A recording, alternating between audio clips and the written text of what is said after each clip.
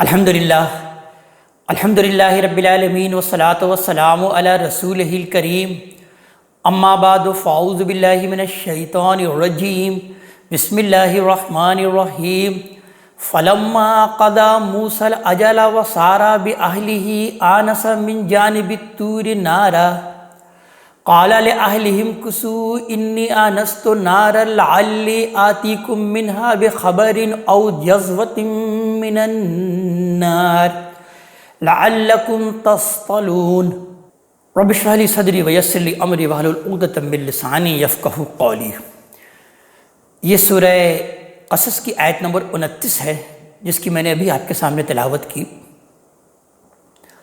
سورہ قصص میں جیسا کہ عرض کیا جا چکا ہے کہ حضرت موسیٰ علیہ السلام کی سرگزشت آپ کی پیدائش سے لے کر آخر تک بیان ہوئی ہے۔ اب تک حضرت موسیٰ علیہ السلام کی جن حالات کا ہم نے مطالعہ کر لیا ہے اس میں ہم یہاں تک پہنچے تھے کہ حضرت موسیٰ علیہ السلام کے ہاتھوں مصر میں ایک قبطی کا نادانستہ طور پر قتل ہو گیا، یعنی یہ قتل خطا تھا۔ موسیٰ علیہ السلام جان بوجھ کر اس کو قتل کرنا نہیں چاہتے تھے، لیکن اس کے بعد دربار فرعون میں یہ فیصلہ ہو گیا کہ موسیٰ علیہ السلام کو قتل کر دیا جائے۔ ظاہر قتل خطا کی سزا تو یہ نہیں ہو سکتی تھی، لہذا پھر موسیٰ علیہ السلام نے اپنے ایک ساتھی کے مشورے سے مصر کو چھوڑنے کا فیصلہ کر لیا اور وہاں سے پھر وہ مدین کی طرف روانہ ہوئے۔ مدین میں ان کو جو حالات پیش آئے اس کے تحت انہوں نے وہاں کے شیخ مدین جو کہ مدین کے ایک کاہن تھے، ان کی صاحبزادی سے ان کا نکاح ہو گیا، اس شرط پر یا اس مہر کے عوض کہ انہیں 8 سال یا 10 سال ان کے گھر کی خدمت کرنی ہے۔ موسیٰ علیہ السلام نے یہ شرط منظور کی اور جب وہ وقت پورا ہو گیا تو موسیٰ علیہ السلام پھر اپنے اہل و عیال کو لے کر وہاں سے روانہ ہوئے مصر کی جانب، یعنی 8 سال کے بعد یا 10 سال کے بعد۔ اب آگے آیت نمبر 29 سے اللہ تبارک تعالیٰ اس وقت کے واقعے کو بیان فرما رہے ہیں۔ ارشاد ہوتا ہے کہ فلما قضى موسیٰ الاجل، پھر جب موسیٰ نے مدت پوری کر دی، یعنی وہ وقت پورا کر دیا، وسار بأہلہ، اور اپنے اہل و عیال کو لے کر وہاں سے روانہ ہوئے، آنس من جانب الطور نارا، تو طور کی جانب سے انہیں ایک آگ سی دکھائی دی، یعنی آگ کا کوئی جلتا ہوا الاؤ نہیں دکھائی دیا بلکہ ایک شعلہ سا دکھائی دیا جو کہ اچانک چمکا اور غائب ہو گیا، اور شاید حضرت موسیٰ علیہ السلام کے سوا یہ کسی اور کو نظر بھی نہیں آیا۔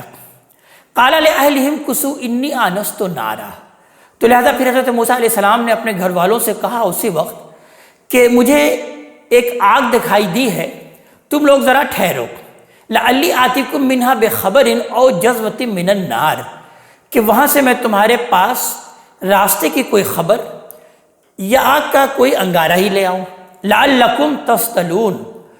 تاکہ اس سردی میں تم اسے تاپ سکو۔ یعنی معلوم ہوتا ہے کہ وہ کوئی سردی کا موسم تھا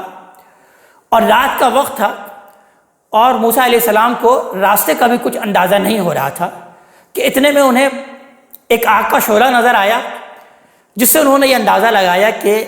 سردی کے وقت میں جیسے کہ کچھ لوگ آگ جلا کر اس کے ارد گرد بیٹھے ہوتے ہیں اور گرمائش حاصل کر رہے ہوتے ہیں، تو شاید کچھ لوگ کچھ فاصلے پر آگ جلا کر بیٹھے ہیں اور اس سے اپنے آپ کو تاپ رہے ہیں، تو وہ ان کے پاس جائیں گے اور ان سے راستے کا بھی پتہ معلوم کر لیں گے اور ان سے کچھ آگ کا انگارہ بھی لے آئیں گے تاکہ موسیٰ علیہ السلام اور ان کے گھر والے اس سے کچھ گرمی حاصل کر سکیں۔ آگے ارشاد ہوا کہ فلما اتاہا، پھر جب موسیٰ وہاں پہنچے، نودی من شاطئ الوادی الایمن فی البقعۃ المبارکۃ من شجرہ، تو وادی ایمن کے کنارے سے اس مبارک خطے میں ان کو درخت سے آواز آئی، یعنی مبارک وادی کے کنارے سے جو طور کی مبارک خطے میں تھی۔ انہیں مبارک اس لیے کہا گیا کہ موسیٰ علیہ السلام یہاں اپنے رب کی تجلی اور اپنے رب کے کلام سے نوازے گئے تھے۔ اللہ تعالیٰ زمین کے کسی ٹکڑے یا کسی علاقے کو اپنے نور اور ظہور کے لیے منتخب کر لے تو وہ یقیناً مبارک ہوگا، اور اس کو مبارک اللہ تبارک تعالیٰ ہی قرار دے سکتے ہیں۔ تو آواز آئی کہ اے یا موسیٰ انی انا اللہ رب العالمین، اے موسیٰ میں ہوں اللہ رب العالمین یعنی جہانوں کا رب، وَأَنْ أَلْقِ عَصَاكَ، اور یہ بھی کہ اپنے لاٹھی زمین پر ڈال دو۔ فَلَمَّا رَآهَا تَهْتَزُّ، پھر جب موسیٰ نے دیکھا کہ لاٹھی بل کھا رہی ہے، كَأَنَّهَا جَانٌّ وَلَّا مُدْبِرًا، گویا کہ سانپ ہے، تو وہ پیٹ پھیر کر بھاگے۔ وَلَمْ يُعَقِّبْ، اور انہوں نے مڑ کر بھی نہیں دیکھا۔ یہ اصل میں ایک فطری رد عمل ہے جس کا بیان کیا اللہ تبارک تعالیٰ نے یہاں پر، جو رات کی تاریکی میں کسی سنسان جگہ پر اس طرح کے کسی بھی منظر کو دیکھ کر کسی شخص سے اس طرح کا رد عمل صادر ہو سکتا ہے۔ تو اللہ تعالیٰ نے ارشاد فرمایا کہ یا موسیٰ اقبل ولا تخف، فرمایا اے موسیٰ آگے آؤ اور ڈرو نہیں، انک من الآمنین، تم بالکل امن میں ہو، مامون ہو۔ اسلک یدک فی جیبک، اپنا ہاتھ ذرا اپنے گریبان میں ڈالو، تخرج بیضاء من غیر سوء، وہ بغیر کسی مرض کے سفید چمکتا ہوا نکلے گا۔ وَضْمُمْ إِلَيْكَ جَنَاحَكَ مِنَ الرَّهْبِ، اور اس کے لیے اپنے بازو اپنی طرف سکیڑ لو جس طرح خوف سے سکیڑتے ہیں۔ فَذَانِكَ بُرْهَانَانِ مِن رَّبِّكَ إِلَىٰ فِرْعَوْنَ وَمَلَئِهِ، تو تمہارے رب کی طرف سے فرعون اور اس کے درباریوں کے پاس جانے کے لیے یہ دو نشانیاں ہیں۔ انہم کانوا قوم فاسقین، حقیقت یہ ہے کہ وہ بڑے ہی فاسق لوگ ہیں، بڑے ہی نافرمان لوگ ہیں۔ قال ربی انی قتلت منہم نفسا، موسیٰ علیہ السلام نے عرض کیا کہ اے میرے رب، میں تو ان کا ایک آدمی قتل کر چکا ہوں، فاخاف ان یقتلون، اس لیے ڈرتا ہوں کہ وہ مجھے بھی قتل کر دیں گے۔ واخی ہارون ہوا افصح من لسانی، اور میرا بھائی ہارون اس کی زبان مجھ سے زیادہ فصیح ہے۔ فارسلہ معی رد ان یصدقنی، لہذا اس کو میری مددگار بنا کر میرے ساتھ بھیجیے، وہ میری تصدیق کرے تاکہ وہ میری تائید کرے۔ یہودی روایت سے معلوم ہوتا ہے کہ ہارون علیہ السلام اپنی قوم میں فصاحت بیان کے لیے بڑی شہرت رکھتے تھے، لہذا موسیٰ علیہ السلام نے درخواست کی کہ ان کے ہاں یہ کمی ہے کہ وہ ان کے ہاں فصاحت و بلاغت نہیں ہے، اس کی تلافی کے لیے ان کے بھائی کو ان کا مددگار بنا دیا جائے۔ تو لہذا آگے موسیٰ علیہ السلام نے ارشاد فرمایا انی اخاف ان یکذبون، مجھے اندیشہ ہے کہ وہ مجھے جھٹلا دیں گے۔ اللہ تعالیٰ نے جواب دیا قال سنشد عضدک باخیک، اللہ تعالیٰ نے فرمایا کہ ہم تمہارے بھائی کو تمہارے لیے قوت بازو بنائیں گے، وَنَجْعَلُ لَكُمَا سُلْطَانًا، اور تم دونوں کو ایسا دبدبہ عطا کریں گے، فَلَا يَصِلُونَ إِلَيْكُمَا، کہ وہ تم تک پہنچ نہیں سکیں گے، بِآیاتِنَا أَنْتُمَا، ہماری نشانیوں کے ساتھ جاؤ تم دونوں، وَمَنِ اتَّبَعَكُمُ الْغَالِبُونَ، اور جو تمہیں فالو کریں گے وہی غالب رہیں گے۔ فَلَمَّا جَاءَهُم مُوسَىٰ بِآیَاتِنَا بَيِّنَاتٍ، پھر جب موسیٰ ہماری ان واضح نشانیوں کے ساتھ ان کے پاس آئے، قالوا ما ھذا الا سحر مفترا، تو انہوں نے کہہ دیا کہ یہ تو محض ایک گھڑا ہوا جادو ہے، ما سمعنا بھذا فی آبائنا الاولین، اور اس طرح کی بات ہم نے اپنے اگلے باپ داداؤں میں تو کبھی سنی ہی نہیں ہے۔ یعنی یہ بات جو آپ بیان فرما رہے ہیں، اس طرح کی بات تو ہم نے اپنے باپ داداؤں میں کبھی نہیں سنی، یہ دین کا کوئی نیا کانسیپٹ آپ ہمیں دے رہے ہیں، ہم نے جو دین اپنے باپ داداؤں سے سنا یہ وہ دین نہیں ہے، تو لہٰذا آپ کی بات تو بس ایک گھڑی ہوئی جادو ہی لگتی ہے، یہ صرف جادو ہے۔ وقال موسیٰ ربی عالم بمن جاء بالہدی من عندہ، موسیٰ علیہ السلام نے جواب دیا کہ میرا رب خوب جانتا ہے اس کو بھی جو اس کی طرف سے ہدایت لے کر آیا ہے، ومن تکون لہ عاقبۃ الدار، اور اس کو بھی جس کے لیے اگلے گھر کا اچھا انجام ہے، جس کے لیے آخرت کے گھر کا بہترین انجام ہے، اللہ تبارک تعالیٰ یہ ہے کہ جو اس کے بارے میں جانتا ہے۔ لہذا اس کے انکار کرنے والے اپنی جانوں پر ظلم ڈھانے والے ہیں، تو لہذا اللہ تبارک تعالیٰ نے آگے ارشاد فرمایا انہ لا یفلح الظالمون، حق یہ ہے کہ اس طرح کے ظالم کبھی فلاح نہیں پائیں گے۔ وقال فرعون نے کہا یا ایھا الملأ، اے میرے دربار کے لوگوں، ما علمت لکم من الہ غیری، میں تو اپنے سوا تمہارے لیے کسی اور الہ سے واقف نہیں ہوں، کسی اور معبود سے واقف نہیں ہوں، تمہارا الہ تو میں ہوں۔ پھر فرعون نے حامان کی طرف مخاطب ہو کے کہا فَأَوْقِدْ لِي يَا حَامَانُ عَلَى الطِّينِ فَاجْعَلْ لِي صَرْحًا، اچھا تو اے حامان تم میرے لیے مٹی کے اینٹوں پر آگ جلاؤ اور پھر ان پختہ اینٹوں سے ایک اونچا محل میرے لیے بناؤ، لَعَلِّي أَطَّلِعُ إِلَىٰ إِلَٰهِ موسیٰ، تاکہ میں موسیٰ کے الہ کو، موسیٰ کے خدا کو اس میں جھانک کر دیکھوں، یعنی ایک اونچا سا محل میرے لیے تعمیر کرو، میں ذرا اس میں چڑھوں اور دیکھوں موسیٰ کا الہ کہاں ہے۔ وَإِنِّي لَأَظُنُّهُ مِنَ الْكَاذِبِينَ، اور میں تو اسے ایک جھوٹا آدمی سمجھتا ہوں۔ یعنی یہ در حقیقت فرعون کا ایک استہزائیہ جملہ تھا جو در حقیقت اس نے موسیٰ علیہ السلام کی تحقیر کے لیے کہا۔ وَاسْتَكْبَرَ هُوَ وَجُنُودُهُ فِي الْأَرْضِ بِغَيْرِ الْحَقِّ، فرعون اور اس کے لشکروں نے زمین میں ناحق گھمنڈ کیا۔ وَظَنُّوا أَنَّهُمْ إِلَيْنَا لَا يُرْجَعُونَ، اور خیال کیا کہ وہ ہماری طرف نہیں لوٹائے جائیں گے۔ فَأَخَذْنَاهُ وَجُنُودَهُ، تو آخر اسے اور اس کے لشکروں کو ہم نے پکڑا۔ فَنَبَذْنَاهُمْ فِي الْيَمِّ، پھر انہیں سمندر میں پھینک دیا، یعنی ان کو غرق کر دیا، ان کے لشکر کو، ان پر اللہ تعالیٰ کا عذاب آیا۔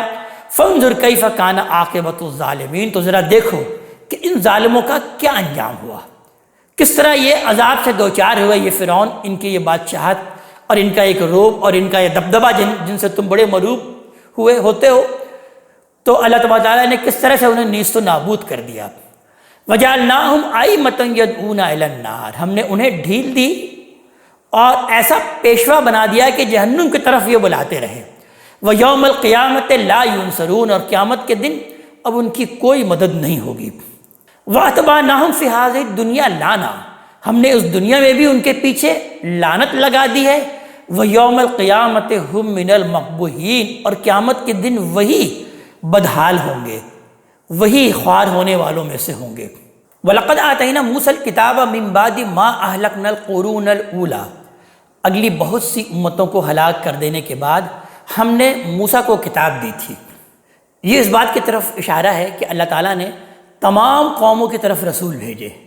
لیکن ان میں سے کوئی قوم بھی اس دعوت کی علمبردار بن کر کھڑی نہیں ہوئی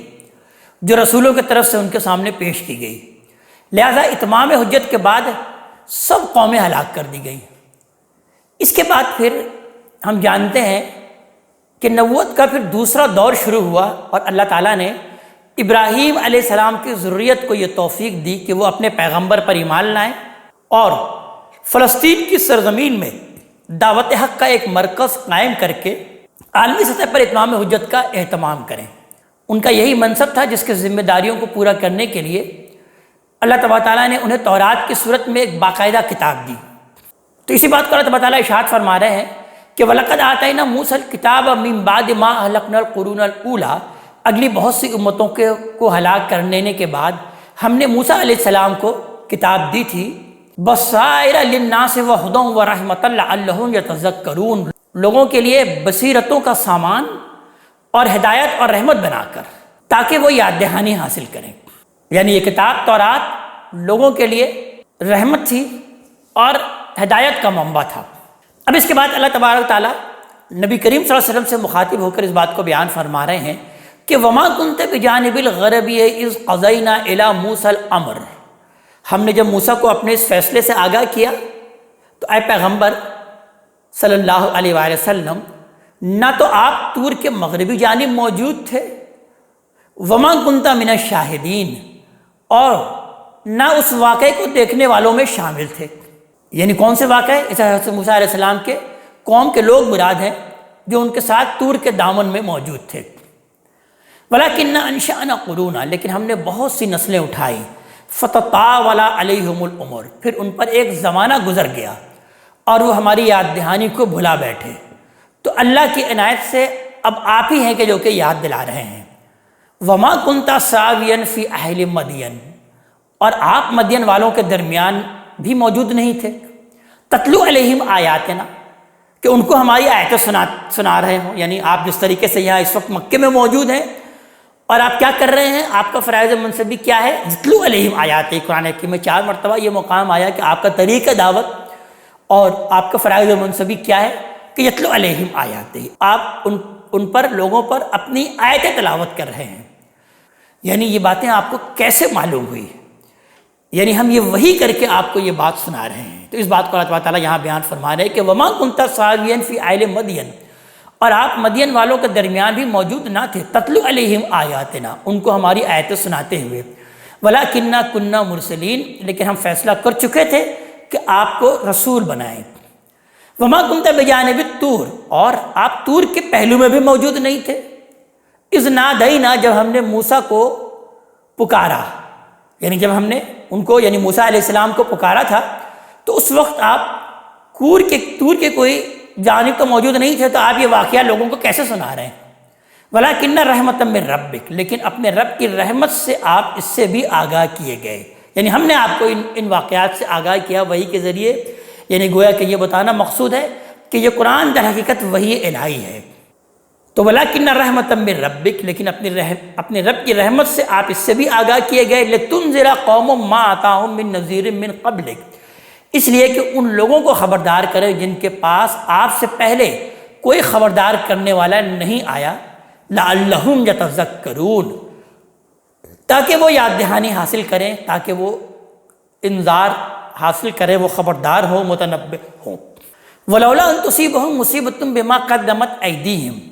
اور ہم آپ کو نہ بھیجتے اگر یہ بات نہ ہوتی کہ جو کچھ انہوں نے آگے بھیجا ہے اس کے سبب سے کوئی آفت ان پر آئے۔ فَيَقُولُ رَبَّنَا لَوْلَا أَرْسَلْتَ إِلَيْنَا رَسُولًا، تو یہ کہنے لگے کہ اے ہمارے رب، تو نے ہماری طرف کوئی رسول کیوں نہ بھیجا، فَنَتَّبِعَ آیَاتِکَ، کہ ہم تیری آیتوں کی پیروی کرتے، وَنَكُونَ مِنَ الْمُؤْمِنِينَ، اور ایمان والوں میں سے ہوتے۔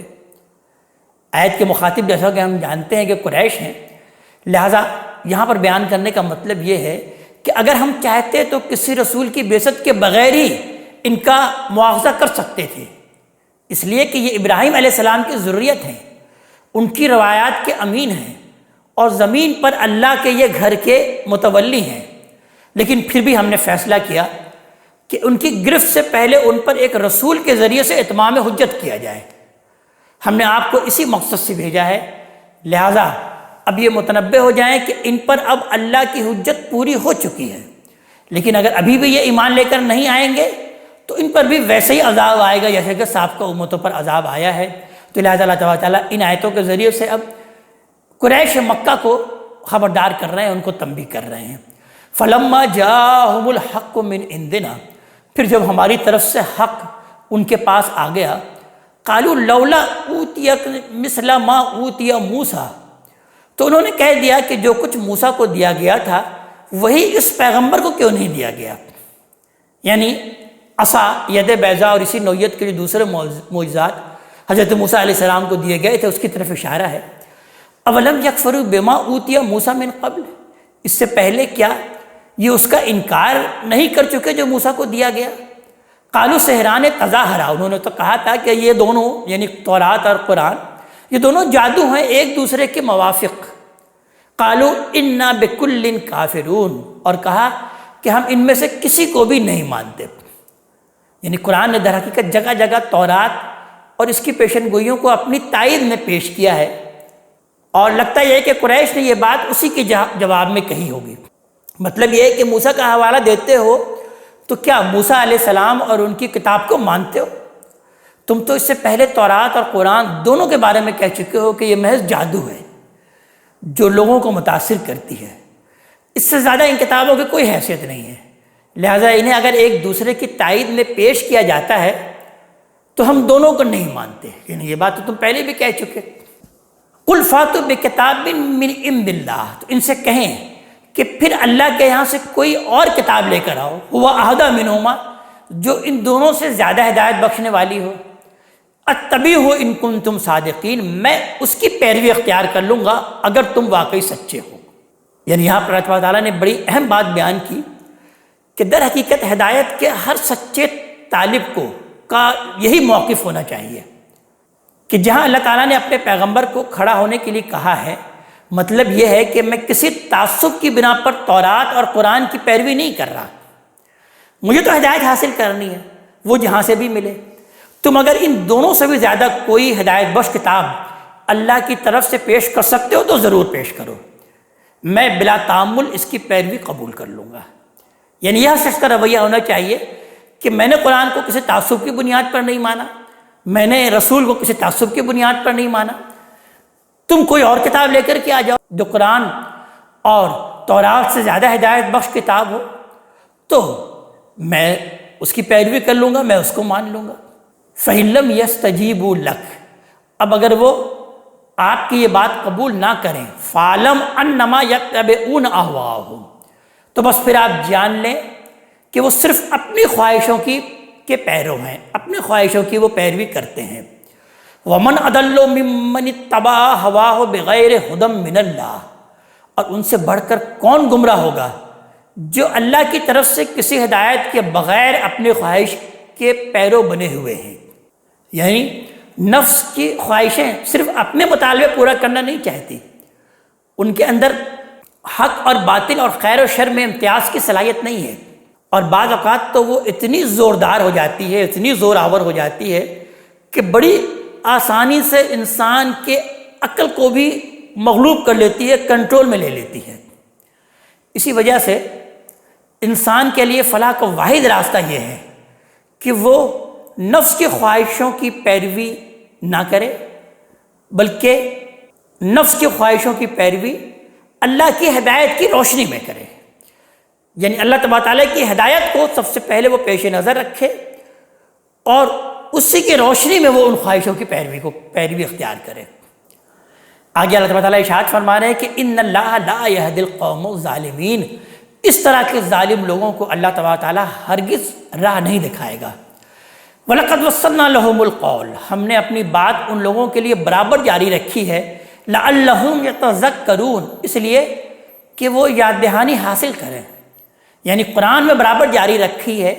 جس کی صورتیں پے در پے اسی مقصد سے نازل ہو رہی ہیں، اور ایک ہی بات اتنی گوناگوں پہلوؤں کے ساتھ سمجھائی جا رہی ہے کہ کسی سلیم الفطرت انسان کے لیے اب اس سے انحراف کی کوئی گنجائش باقی نہیں رہتی۔ یعنی قرآن میں جو یاد دہانی اور انذار کا جو پہلو ہے، واقعہ یہ ہے کہ اللہ تبارک تعالیٰ نے اتنے پھیر کر اور اتنے گوناگوں انداز سے اس کو بیان کیا، وَلَقَدْ صَرَّفْنَا فِي هَذَا الْقُرْآنِ لِيَذَّكَّرُوا، ہم نے اس قرآن کے اندر باتوں کو اس طریقے سے پھیر کر اور اس طرح سے دوہرا کر بیان کیا کہ تاکہ یہ اس سے یاد دہانی حاصل کرے۔ اسی بات کو اللہ تبارک تعالیٰ نے یہاں پر بھی بیان کر رہے ہیں کہ وَلَقَدْ وَصَّلْنَا لَهُمُ الْقَوْلَ، ہم نے اپنی بات ان لوگوں کے لیے برابر جاری رکھی، لَعَلَّهُمْ يَتَذَكَّرُونَ، اس لیے کہ یہ یاد دہانی حاصل کریں۔ لہٰذا پھر اللہ تبارک تعالیٰ اب اگلی آیت میں قرآن کے حق میں ان نیک اہل کتاب کی گواہی کو پیش کر رہے ہیں کہ الذین آتیناہم الکتاب من قبلہ، کہ جن کو ہم نے اس سے پہلے کتاب دی تھی، ہم بہی یؤمنون، وہ اس قرآن کو مانتے ہیں۔ اور ان کا کیا معاملہ ہوتا ہے آگے بیان کیا جا رہا ہے، وَإِذَا یُتْلَىٰ عَلَیہم، اور جب یہ انہیں سنایا جاتا ہے، قالوا آمنا بہ، تو کہتے ہیں کہ ہم اس پر ایمان لے آئے ہیں، انہ الحق من ربنا، اس میں شک نہیں ہے، اس میں کوئی شبہ نہیں ہے کہ یہ ہمارے رب کی طرف سے حق آیا ہے، انا کننا من قبلہ مسلمین،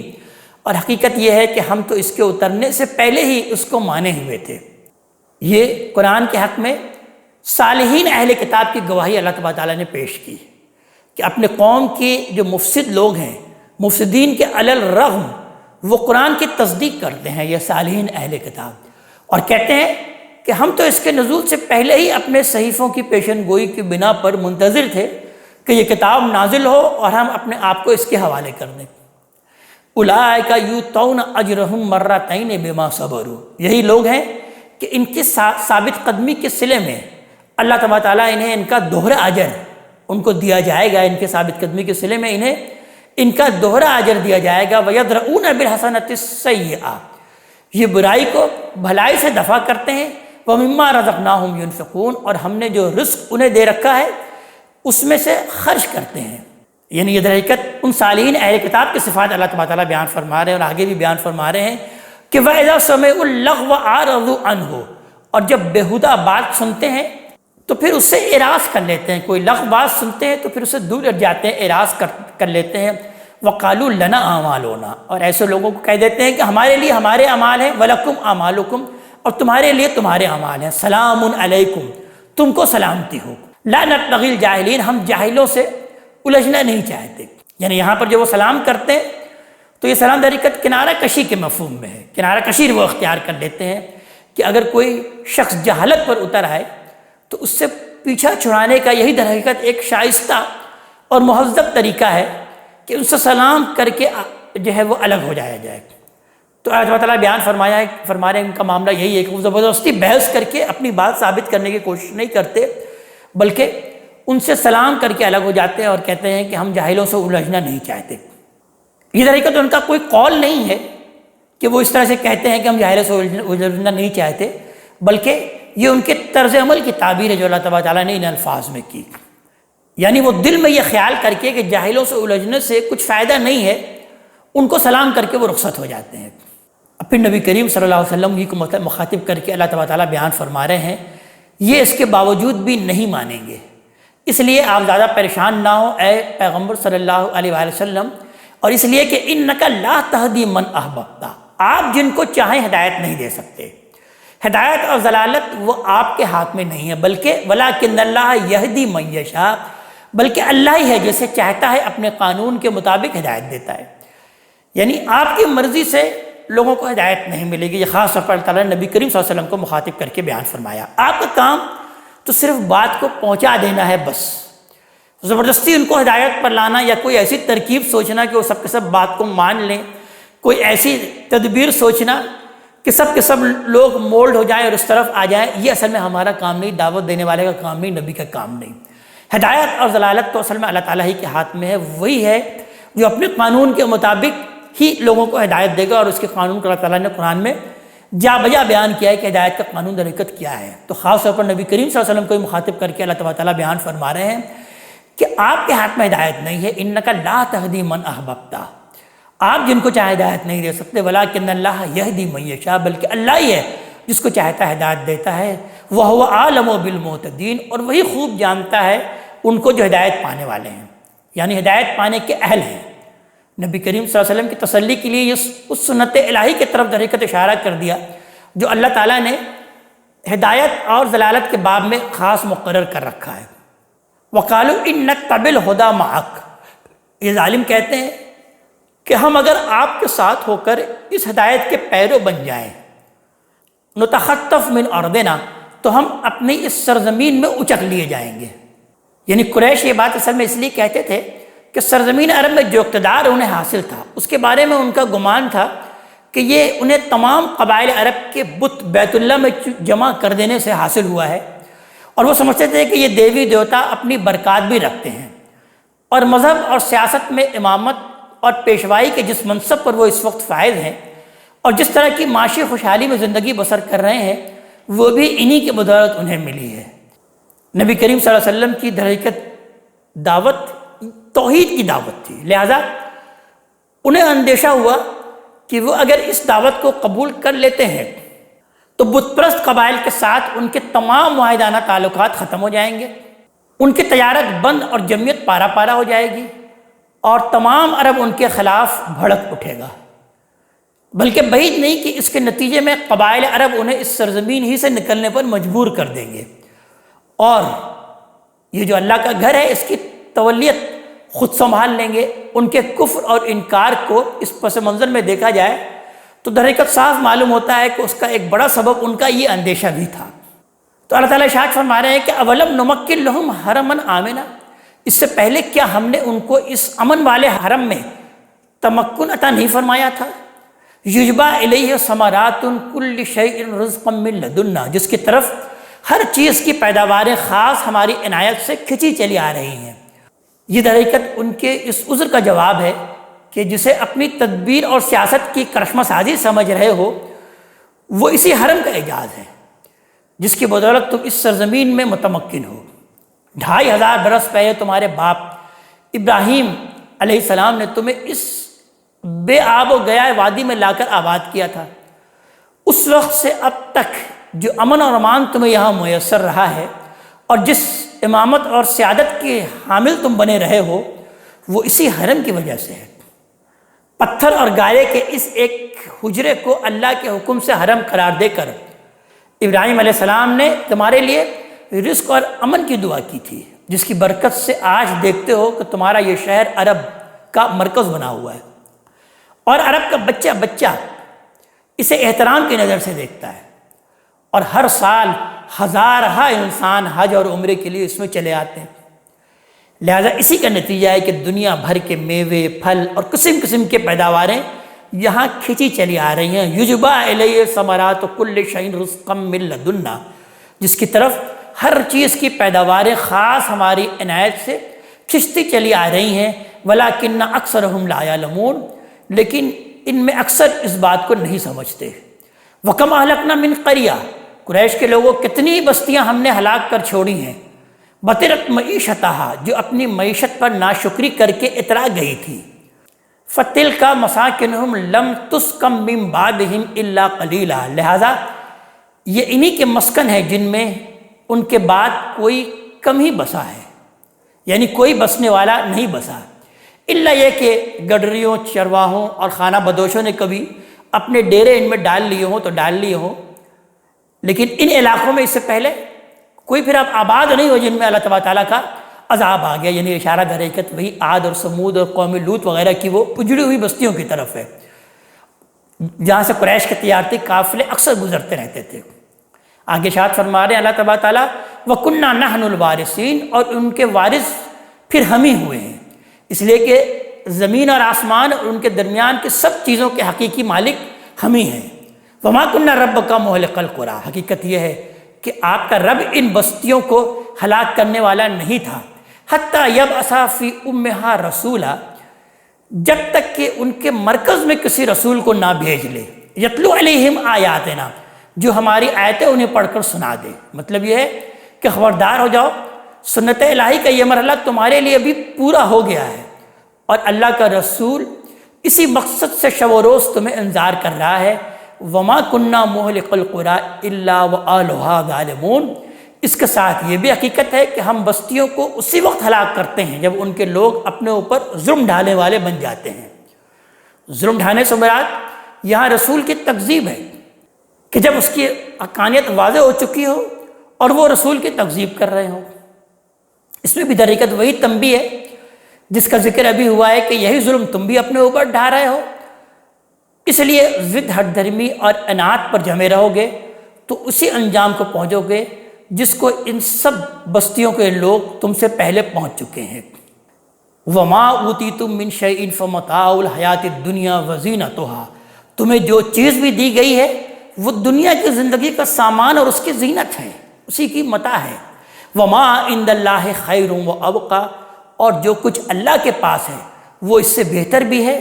اور پائیدار بھی ہے۔ افلا تعقلون، تو پھر کیا تم سمجھتے نہیں، کیا پھر تم عقل سے کام نہیں لیتے؟ اللہ تبارک تعالیٰ ہمیں اپنے کلام کا فہم عطا فرمائے اور عمل کی توفیق عطا فرمائے۔ اقول قولی ھذا واستغفر اللہ لی ولکم ولسائر المسلمین والمسلمات۔